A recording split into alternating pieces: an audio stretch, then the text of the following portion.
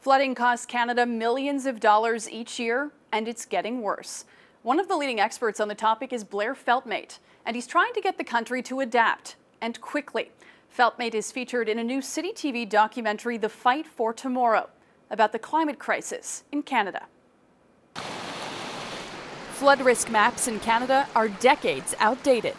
There is no city that is disproportionately off the charts as being overly prepared, and there is none that's really doing a terrible job. Most cities are somewhere in the zone of mediocrity in preparing for flood risk. Blair Feltmate is trying to bring them up to speed. If people are hit with just one flood, very often they think this is just a one-off. This is an anomaly. You know, there's my 1 in a 100-year flood.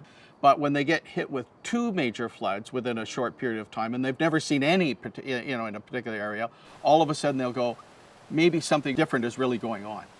Feltmate and his team focus on climate adaptation, putting measures in place so cities and communities are prepared. So when the big storms do hit, there's no devastation. But most often, lower-income communities are hit hardest. The stress that they realize due to climate change and extreme weather risk is literally off the charts, because you've got people that are really living perhaps, month to month.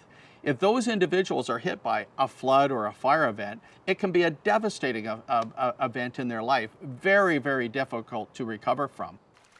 A basement flood, on average, costs around $43,000. And for Feltmate, educating homeowners on how to prevent the damage is where to start. The problem we have here is that this pipe has bent, and now it's directing water towards the foundation of the house. And we want to get that water away from the foundation of the house so it doesn't end up in the basement.